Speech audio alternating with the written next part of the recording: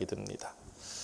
지난 월요일, 화요일 정기노회 잘 열려서 메릴랜드 한인 장로교회에 다녀왔습니다.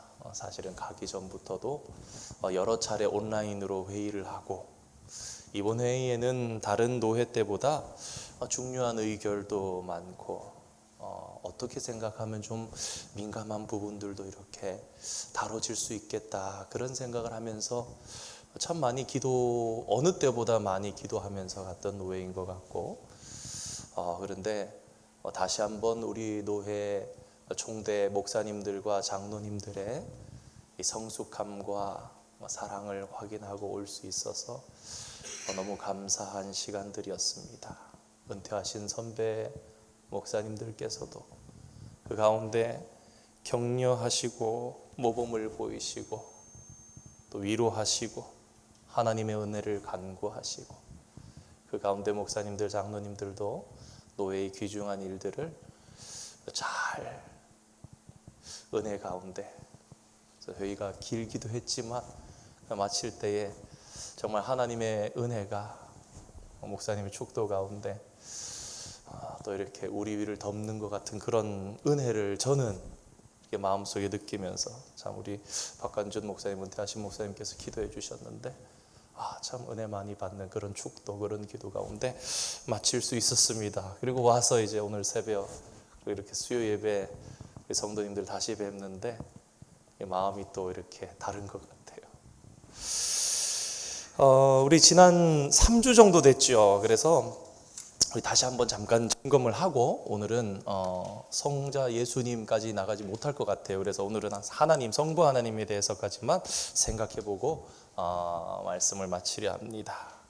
우리 몇 주 전에 삼위일체에 대해서 생각해 봤었습니다. 자주 사용하고 친숙한 단어이지만 이해하기 어렵다. 그래서 기독교 역사 2000년이 흘렀지만 그 가운데 무던히 많은 사람들, 천재적인 사람들, 똑똑한 사람들이 애를 썼지만 완벽한 설명은 없다라고 말씀드려도 전혀 오류가 아닐 만큼 그렇다라는 말씀을 드렸습니다. 그러면서 이런 말씀 드렸었죠. 삼위일체는 잘 설명해서 알아들을 수 있는 것이 아니라 삼위일체는 잘 믿는 것이 중요하다, 이런 말씀을 드렸었습니다.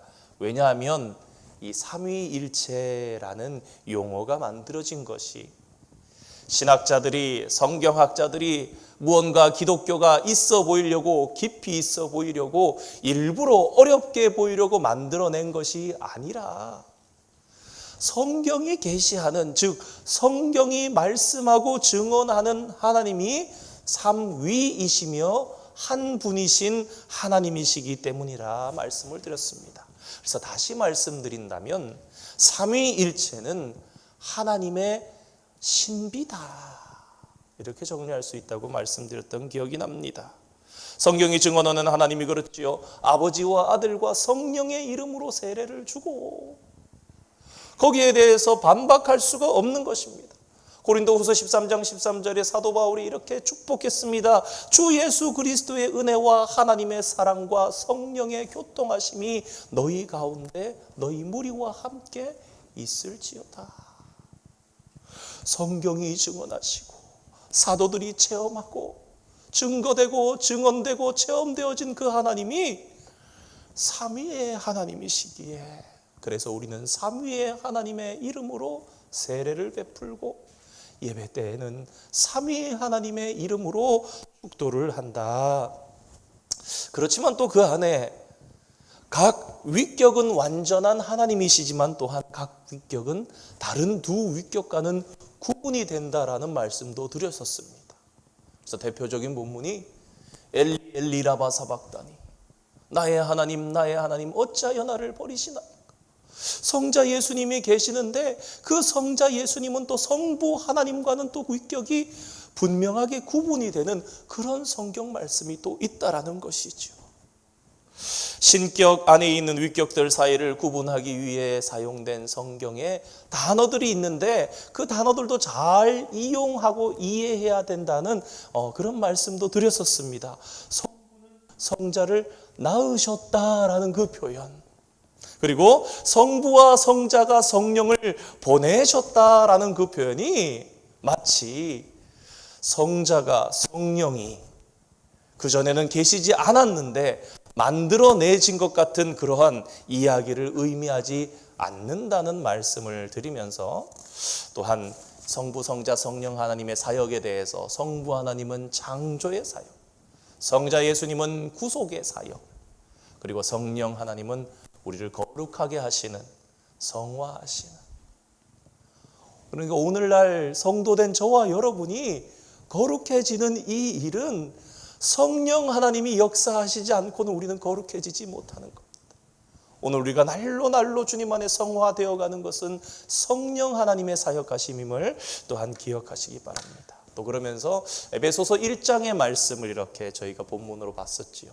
그래서 삼위일체 송가, 그래서 성부 하나님을 찬송하고 영광을 돌리고, 성자 예수님께 영광을 돌리고, 성령 하나님께 영광을 돌리면서, 이해하는 것이 아니다. 그럼 뭐라 그랬죠? 이해하는 것이 아니라 놀랍고 신비로운 은혜 앞에 찬송하라. 사도 바울이 에베소서에 그 말씀을 남겨두신 것은 이렇게 이해해봐라, 분석해봐라, 꼭 이해해야 된다, 머리를 굴려봐라, 그것이 아니라 그분은 찬송받으실 분이시다. 그래서 말씀을 마무리하면서 삼위의 하나님을 찬양할 때, 성삼위 하나님 앞에 우리가 기도할 때 얼마나 기뻐하시는지, 그 은혜가 우리를 감싸는지, 그러니까 이것이 성경이 말씀할 뿐만 아니라 듣기만 할 뿐만 아니라 우리가 몸소 체험이 되는 거예요. 구약 성경과 신약 성경이 삼위의 하나님을 가르치시는데, 우리가 찬양하는 속에, 우리가 기도하는 속에, 우리가 삼위의 하나님을 예배하는 가운데에 그분께서 기뻐하심이, 그래서 은혜를 베풀어 주심이, 그래서 가슴이 더욱 뜨거워지는 것이 느껴지니, 또 체험되어지니, 이것이 분명히 우리에게 또한 확실하고 분명한 신앙이 된다. 그런 말씀을 드렸었습니다. 그러면서 그림을 봤었죠. 우리 첫 번째 그림 한번 보겠습니다. 그래서 위에 하나님께서 손을 이렇게 펴십니다. 창조하심을 나타내는 것 같기도 하고요. 공급자이신 하나님, 성부 하나님, 성자 예수님은 요 왼편에 무릎 꿇고 섬기시는 종, 왕이신 종, 그 다음에 성령 하나님께서는 비둘기의 형상으로 이렇게. 근데 중요한 게 뭐라 그랬죠? 성부는 하나님이시고, 성자는 하나님이시고, 성령은 하나님이신데, 그러나 성부는 성자가 아니고, 성자도 성부가 될 수 없고, 성자가 성령이 아니다. 그러나 성부, 성자, 성령 하나님께서는 온전히 이해하시고 온전히 사랑하시는 분이시다. 그런 말씀을 드렸습니다. 그래서 밑에 보시면은 교회 공동체가 이제 찬양을 하는 겁니다. 손을 들고 있으면은 이게 감사하고 찬양하는 거라 그랬죠. 남녀가 하나님을 경배하며 찬양. 삼위일체의 하나님은 이해하는 것이 아니라 삼위일체의 하나님은 우리가 마땅히 경배하고 찬양하는 것이다. 그런 말씀을 드렸습니다. 그래서 이게 올바른 삼위일체 하나님에 대한 견해다. 우리가 이것을 이해해야 된다 말씀을 드렸고요. 두 번째는 잘못된 것에 대해서 말씀을 드렸는데 크게 두 가지가 있다 그랬죠. 삼신론이 있고 일신론이 있다 이렇게 말씀드렸습니다. 삼신론은 첫 번째 잘못된 것은 제일 왼쪽에 위의 그림처럼 3분의 1, 3분의 1, 3분의 1로 생각해서 한 분이시다라고 생각하는 그런 거. 그리고 오른쪽 편에 보시면은 한 분 한 분 한 분을 나눠버린 거죠. 성부, 성자, 성령 하나님을 다 나누어서 1 플러스 1 플러스 1은 3이다. 그러나 하나님의 본질은 나뉘어질 수 없는 것이다 이런 말씀드렸고, 사실은 2세기에서 4세기 사이에 이런 이단들은 다 정리가 된 부분이었고, 일신론에 있어서 사실은 저희들이 조금 더 깊숙하게 생각해 봤었습니다. 일신론에 있어서 하나는 양태론 그런 말씀드렸죠. 그래서 하나님 성부, 성자, 성령 하나님에 대해서 마치 물처럼 고체일 때는 얼음이고 액체일 때는 물이고 기체가 되면 수증기가 된다. 나무로 볼 때는 뿌리고 줄기고 가지다. 아니면은 아버지에 대해서 볼 때는 집에서는 아버지고 어머니에게는 남편이고 직장에 가면 부장이고 이런 식의 가면론, 그것은 하나님이 아니라는 말씀을 드렸고요. 또 하나 이게 종속론인데요. 오른편의 그림입니다. 이 종속론은 뭐냐면은 성부 하나님을 큰 하나님으로, 진짜 하나님으로 여기면서 성자 예수님이나 성령 하나님이 종속되어 있는, 예수님을 하나님이 만드신, 성령은 또 이제 보내셨다 이러니까, 성부와 성자가 보내셨다 그러니까 존재하지 않으셨던 적이 있지 않나, 그런 말씀을 드리면서 이거 잘못된 거다. 몰몬교 같은 경우, 여호와의 증인 같은 경우도 예수 그리스도의 증인이 아니라 여호와의 증인이라고 하는 이유는 예수님이라는 성자 예수님의 이 신보다 성부 하나님의 신을 더 크게 생각하기 때문에 오는 그런 오류 가운데 있는 이단적인 부분이 있다라는 말씀을 드렸습니다. 오늘은 이제 하나님이 누구시냐, 그래서 이제 세 번째 그림을 보면서 성부 하나님에 대해서 공부하고 성자 예수님에 대해서 생각을 해보려고 했는데 거기까지는 못 나갈 것 같습니다.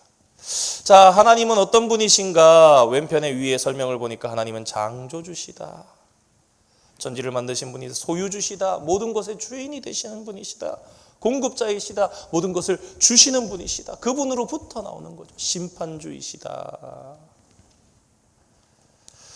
자, 이 그림이 보여주는 것이 무엇일까? 우리 잠깐 한번 생각해 보겠습니다.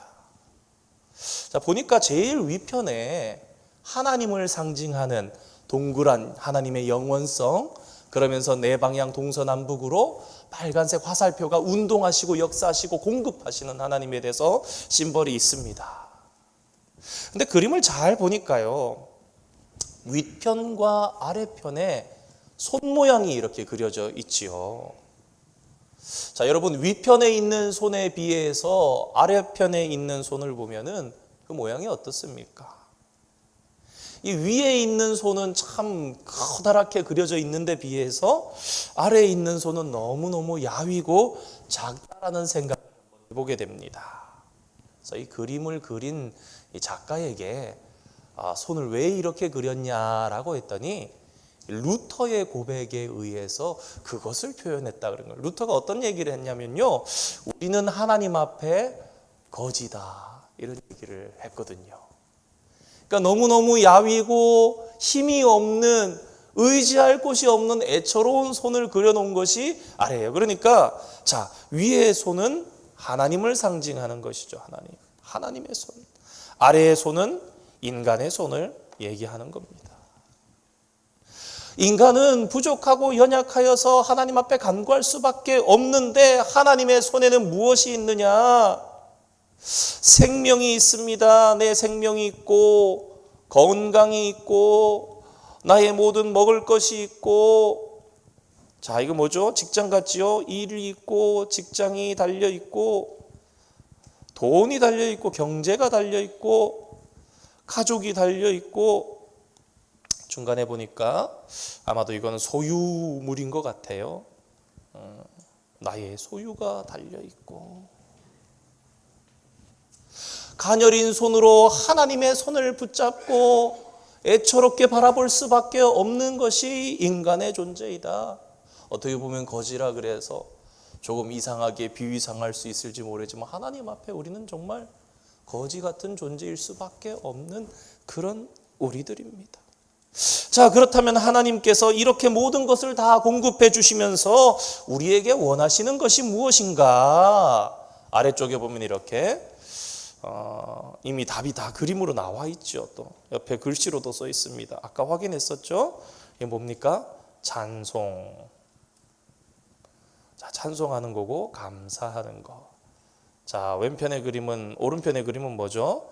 섬기는 거. 사랑. 사랑이 곧 여러분 섬김이죠. 섬김, 봉사와 순종. 하나님께서는 우리에게 모든 것을 공급해 주시면서 감사와 찬송하길 원하시고 사랑하며 섬기길 원하신다. 자, 다음 그림으로 넘어가 보겠습니다. 자, 이 그림을 오늘은 집중적으로 보도록 하겠는데요. 자, 이제 하나님과 우리의 관계에 있어서 하나님께서는 우리에게 무엇을 주시는가? 관계적인 관점에 있어서 계명을 주신다.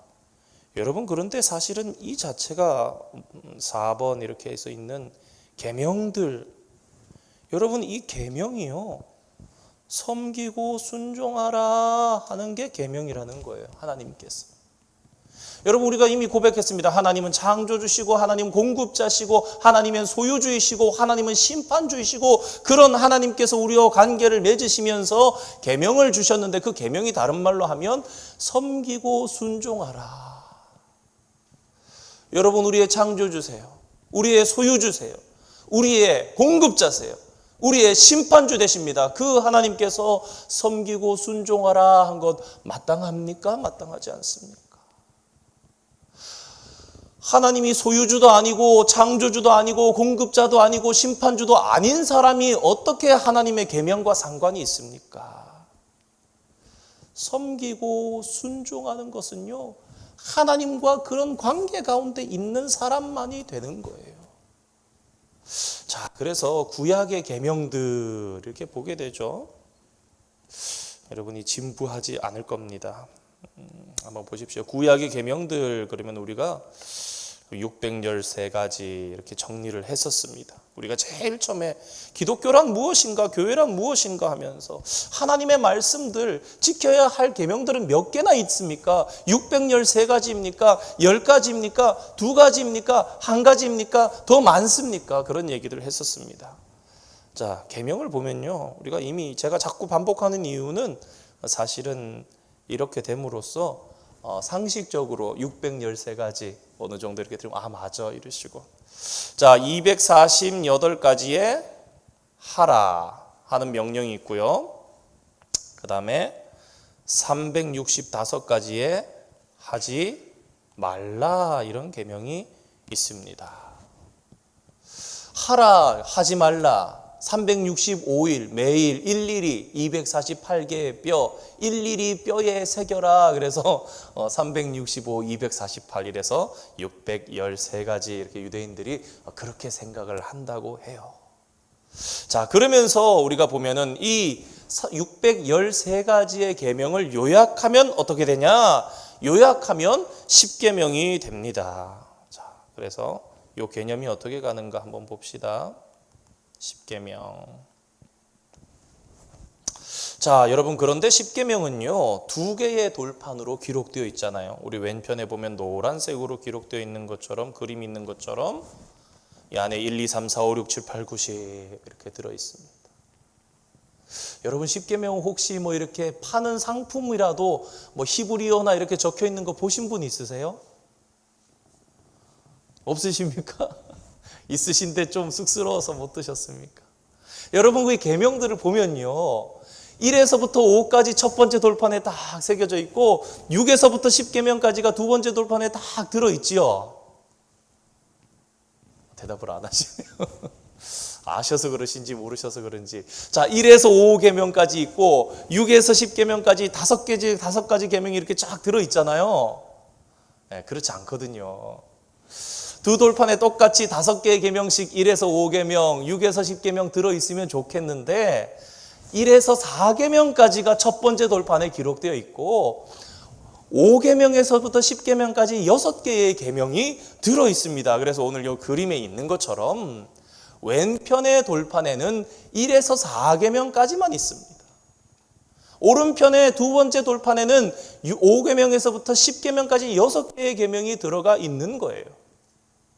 그러면 아무래도 내용이 문자의 숫자상으로 볼 때에 비율을 맞추다 보니까 왼편과 오른편 돌에 적당하게 같이 들어가야 되니까 그런가, 뭐 문자상으로 세보면 양쪽이 비슷하기는 합니다만 사실은 그런 것이 아니라 계명의 성격상 하나님께서 그렇게 구분해서 담아주신 것 같아요. 왜냐하면 전에도 설명드렸겠지만 1에서 4계명은 어떠한 계명인가? 하나님을 향한 계명이 10계명의 1에서 4계명까지예요. 자, 그러면 두 번째 돌판에 있는 이 5에서부터 10까지의 6계명은 무엇인가? 사람을 향한 계명이다, 이런 거예요. 자, 그러면서 중간에 보면은 이 빨간색 화살표가 이렇게 그려져 있잖아요. 우리 여러 차례 봐왔지만 인간의 본래의 모습대로 해야 되는 것, 사람이 마땅히 살아야 하는 것, 하나님께서 원래 창조하신 인간의 모습 무엇입니까? 위로 하나님을 사랑하고 옆으로 이웃을, 친구를, 사람을 사랑하는, 그래서 이 반대의 모양이 무엇이죠? 죄된 모습으로 동그란 화살표, 뭐죠? 자기만 사랑하는. 자, 그러니까요, 10계명과 이 빨간색 화살표 어떻습니까? 너무 잘 어울리지 않습니까? 첫 번째 돌파는 위로 하나님을 사랑하는 것, 하나님을 향한 계명이니까. 두 번째 돌판 5계명에서 10계명까지 이렇게 보면 누구를 향한 거예요? 사람을 향한, 이웃을 향한 계명입니다. 자, 그래서 다시 말씀드리면요, 구약의 계명들, 그러면 전체로 따져보니 바리새인들이 다 따져봤는데, 성경을 폭넓게 다 허용하는 바리새인들이 따져봤더니 613가지의 계명이다. 그 중에 248개는 하라는 계명, 365개는 하지 말라는 계명인데, 이 613가지의 구약의 모든 계명을 요약하면 10계명 10가지의 계명이 되고, 이것을 다시 요약하면 하나님 사랑, 이웃 사랑, 즉 사랑하라가 된다라는 것입니다. 일전에 한번 주일 예배 때 말씀을 몇 주 전에 드렸던 기억이 납니다. 해라, 하지 말아라가 아니라 계명이, 하나님께서 사람에게 주신 계명이 뭐뭐 하라, 뭐뭐 하지 말라, 어떻게 보면 강압적으로 보이는 것이 아니라 하라, 하라, 힘써서 하라. 무엇을요? 사랑하라. 하나님을 사랑하라, 이웃을 사랑하라. 613가지도 결국은 이거 하지 마, 이거 해야지, 그런 게 아니라 하라라는 이야기라는 것입니다. 적극적으로 하라. 그 결론이 어떻게 됩니까? 결국 예수님께서 이 땅에 오셔서 신약에 새로 주신 계명하고 똑같은 거예요.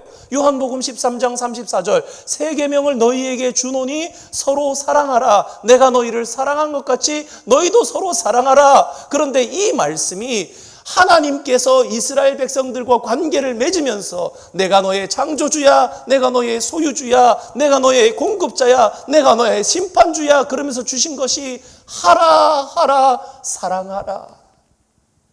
자, 이것을 적용해서 우리가 10계명을 다시 한번 바라보겠습니다. 왜 하라인가? 5계명에서부터 보면 로 해서 나옵니다. 하지 말라, not이라는 의미거든요. 히브리어로 로라고 해서 써 있는데, 살인하지 말라, 간음하지 말라, 도둑질하지 말라, 그러면서 계속 나가니까 말라 이렇게 해주면 하라라는 계명으로 바꿔보겠습니다. 한번 잘 들어보시기 바랍니다. 내 부모를 공경하라. 이거는 뭐 공경하라라니까, 여러분 부모를 사랑하라, 힘써서 사랑하라. 자, 여러분 5번째 계명 봤고요. 부모를 사랑하라, 공경하라. 자, 6번째 계명입니다. 여기 이렇게 사람 모양이 있고 빨갛게 되어 있는 것 같아요. 보니까 아마 죽이지 말라는 얘기겠죠. 살인하지 말라. 바꾸면 어떻게 됩니까? 내 이웃의 몸을 보호하라, 사랑하라. 그러니까 살인하지 말라라고가 아니라 내 이웃의 몸을 소중히 여겨라, 보호해줘라, 사랑해줘라라는 얘기라는 겁니다. 자, 7계명으로 넘어가 보겠습니다. 자, 7계명 보니까 뭔가 이렇게 남자와 여자를 뜻하는 이 기호가 묶여져 있는 거 보니까 이거는 혼인과 사랑 뭐 이런 거를 얘기한다고 볼 수 있습니다. 7계명이 뭡니까? 간음하지 말라. 뭐예요? 내 이웃의 결혼을 보호해 주어라. 내 이웃의 결혼을, 혼인을 사랑해 줘라라는 겁니다. 여러분 맞습니까? 틀립니까? 가늠하지 않는 거 뭐예요? 이웃의 사랑을 보호해 주고 사랑해 주고 인정해 주고 망치지 말라는 거예요. 해야 하지 말라라는 겁니다. 자, 그러면 그 다음 8계명 뭐죠? 도둑질하지 말라. 자, 집도 보이고 돈도 보이고 그럽니다. 도둑질하지 말라 바꾸면 뭡니까? 내 이웃의 소유물을 사랑해 줘라. 소유물을 사랑해서 내가 가져오는 게 아니라 이웃의 소유물을 보호해 주고 사랑해 주고 아껴 주라는 거예요. 어떻게 해요? 그들의 것으로. 그러니까 여러분 사랑하는 거예요. 내 이웃의 생명을, 내 이웃의 몸을 사랑해라. 내 이웃의 사랑하는 사람들, 내 이웃의 결혼한 사람들을 보호해주고 지극히 사랑해주고 인정해 주어라. 그들의 사랑을 깨트리지 말아라. 빼앗지 말아라. 내 이웃에 있는 소유물들을 인정해 주어라. 빼앗지 말아라. 그들의 것으로 사랑해 주어라. 적극적으로 사랑하라. 그 다음에 9계명 뭡니까? 입술을 딱 가리고 있죠. 거짓 증거하지 말라. 여러분 이렇게 얘기해 보겠습니다. 내 이웃의 명성을 보호하라. 내 이웃의 명예를 지켜주어라. 사랑하라. 그들의 인격, 그들의 명예, 그들의 명성을 보호해주고 지켜주고, 그러니까 사랑하라. 적극적으로 사랑하라. 그러니까 여러분 오늘 보세요. 우리가 10계명의 계명들이 와 닿습니까? 언제 한번 그런 이제 기회가 있으면은 또 이렇게 해보겠습니다만, 좀 더 디테일하게 나중에 말씀으로 시리즈로 다뤄볼 기회가 또 있지 않을까 그래 생각이 됩니다만은, 오늘날 우리에게 사실은 10계명이 마치 죽은 계명처럼 있어요. 뭐 그 정도까지 우리가 아니지. 살인하지 말라 너무 먼 계명이야. 뭐 우리가 뭐 가늠하는가, 거짓 증거를 하는가, 그런 생각하면 예를 들어서 9계명 한번 생각해 봅시다. 내가 재판에 나가서 증거할 일이 있나? 그런 생각을 하면서 나는 상관이 없고 이 죄로부터 자유해. 나는 무죄한 사람이야. 그런데 그게 아니라는 겁니다. 하나님께서 거짓 증거하지 말라라고 말씀하신 근본 정신은 내 이웃의 명성을 보호하라. 다른 말로 한번 말씀드려 볼까요? 반대로 험담하지 말라. 여러분 자유할 수 있습니까? 우리가 시기하지 마라. 너의 이웃을 험담하지 마라. 너 이웃의 성도를 험담하지 마라. 시기하지 말아라. 그것은 10계명의 9계명을 어기는 것이다. 오늘 우리의 삶과 너무 밀접한 계명인 거예요. 이웃의 명성, 이웃의 명예 흠집내는 것은 결국 예수님 말씀하신 것처럼 뭐예요? 인격을 살인하는 건 뭐예요? 형제를 나가라 하는 거, 형제를 욕하는 거, 너 살인한 거야.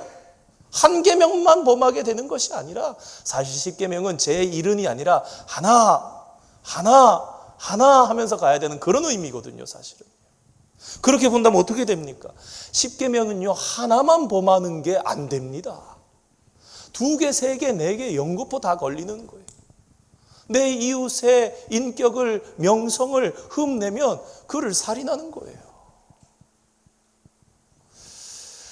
하나님께서는 그러니까 다시 우리에게 말씀하시는, 뭐라고 계명을 주신 건 뭐예요? 얘들아 사랑해라 라는 겁니다. 그러니까 사랑하되 하지 말라 우리에게 강하게 번역이 느껴지는 것은 반대로 그만큼 뜨겁게 사랑해라, 열심히 사랑해라, 적극적으로 사랑해라, 열심히 보호해 주어라, 열심히 아껴 주어라, 그런 역설이라고 드릴 수 있겠습니다. 그러니까 계명이란 섬기고 순종하는 거. 여러분 한번 보세요.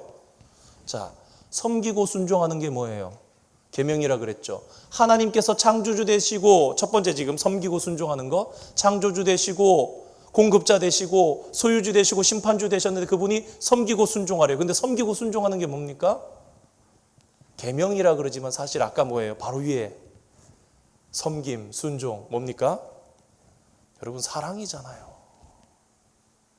자, 여러분 잘 보세요.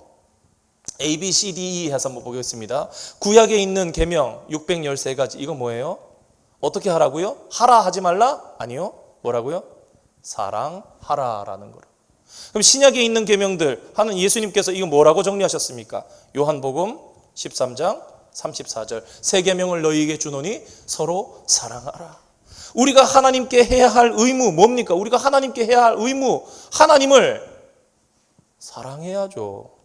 자, 우리가 이웃에게 해야 할 의무 뭡니까? 사람을 사랑해야죠. 그래서 계명의 정신이 뭐라고요? 사랑입니다. 구약의 계명이나 신약의 계명이나 우리가 오늘 하나님을 향해야 할 의무나 우리가 이웃을 향해야 할 의무나 그래서 이 계명 가운데 모두 들어있는 것은 우리가 해야 하는 계명의 정신은 사랑이다. 그런 말씀입니다. 우리 마지막 그림 간략하게 보면서 마칠 수 있을 것 같습니다. 자, 하나님은 우리를 위하신다. 자, 이 그림은요, 관계를 이야기하는 그림입니다. 자, 여러분, 믿음은 무엇이냐? 믿음은 관계다라고 말씀드릴 수가 있습니다.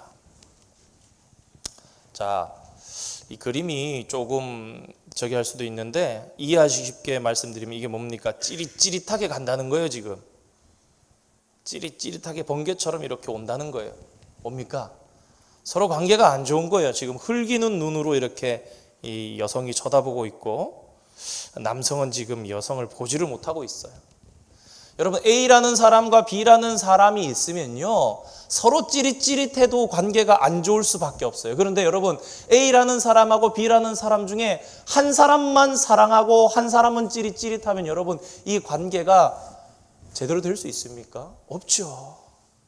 한쪽만 좋은 마음을 가진다고 해서 관계는 좋아질 수가 없는 것입니다. 자, 이것을요, 하나님과 인간 사이의 영역에서 한번 생각해 봅시다. 자, 하나님과 인간 사이에 이 오른쪽에 남자를 보니까 지금 어떻게 하고 있죠? 찌릿찌릿하고 있죠?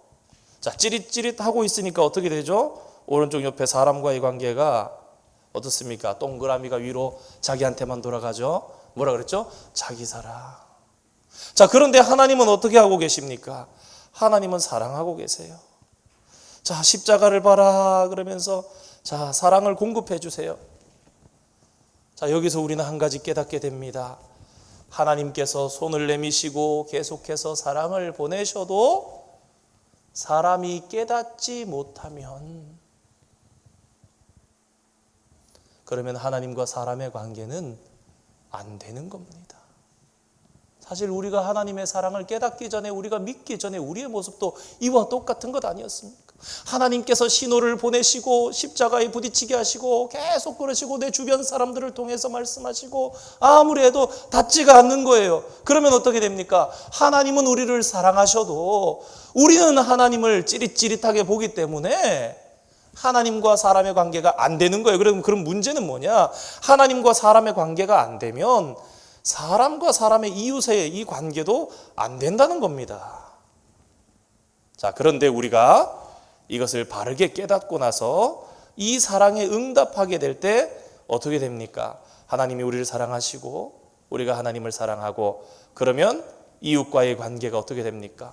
하나님 사랑하고 이웃을 사랑하게. 우리가 에베소서 5장에 그랬죠. 우리가 세례를 받고 나서 예수 그리스도의 공동체가 되어서 해야 될 게 뭐예요? 5장 1절에 에베소서 5장 1절에 하나님의 사랑을 받는 자녀같이 너희는 사랑하라 그랬어요. 그래서 하나님을 사랑할 수 있게 되고 그 이웃을 사랑하게 되는 관계가 회복됩니다. 섬김과 사랑의 관계로 바뀌는 겁니다. 사랑하는 성도 여러분, 오늘 기억해야 할 핵심 키워드는 사랑입니다. 그런데요, 우리가 복음을 받아들였다고 나 구원 받았어 해서 끝나는 게 아니라는 것을 성경은 말씀합니다. 오늘 요한일서 4장 7절에서 11절 말씀 읽은 이유가 그것입니다. 나 구원받았어 라고 끝나는 게 아니라 나 구원받았어 복음을 받아들인 사람은 하나님과의 관계가 회복되게 되므로 그 사람은 반드시 사람과 사람과의 관계도 새로워지는 방향으로 나아가야 그 사람이 온전히 구원받은 사람인 거예요. 나만 하나님 사랑한다 그러고 끝나는 것인가? 자, 그래서 오늘 정리해 보겠습니다. 자, 오늘 성삼위일체 하나님에 대해서 생각하면서 성부 하나님은 어떤 분이시고 우리가 어떻게 살기를 원하시는가? 하나님을 찬양하고 감사하고 그리고 무릎 꿇고 섬기며 사랑하며. 자, 그 하나님과 우리가 관계를 맺으면서 우리에게 주시는 계명들이 무엇인가? 계명은 613가지인가? 하라 하지 말라가 아니라 뭐라? 하라 또 하라 적극적으로 하라. 무엇을? 사랑하라. 이웃의 생명을 사랑해 줘라. 이웃의 결혼을 사랑해 줘라. 이웃의 소유물을 사랑해 줘라. 보호해 줘라. 이웃의 명예를 지켜주고 인격을 지켜주고 사랑해 줘라. 그래서 결국 그 속에 담겨 있는 하나님의 계명은 그게 뭐예요? 결국 섬김, 봉사, 사랑. 우리 주일날 임직식 하면서 특송했었죠. 천사의 말을 한다 해도 사랑이 없으면 우리가 하나님과의 관계가 제대로 돼야 우리는 이웃과 제대로 된 관계로 나아갈 수 있습니다. 이웃, 친구의 관계까지 새로워져야 진짜 구원받은 사람임이 그 열매로 나타나는 것입니다. 예수님 말씀하신 것처럼 열매로 알지니. 계명에 담긴 사랑의 정신 제대로 기억하시면서 많은 계명을 지키는 의식적인 삶을 사는 그리스도인이 아니라 사랑이신 하나님을 닮아서 하나님만 사랑하고 나만 사랑하는 게 아니라 진정 우리가 구원받은 사람이라면 하나님을 닮은 사랑이 우리의 삶의 전 영역으로 나아가야 하겠습니다. 우리 항상 진실께 찬양하시고 기도하고 마치도록 하겠습니다.